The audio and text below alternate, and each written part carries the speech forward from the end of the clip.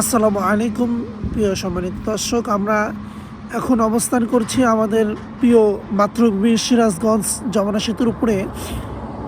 আমরা একটা উদ্দেশ্যেই এসেছি, জীবনের প্রথম আমরা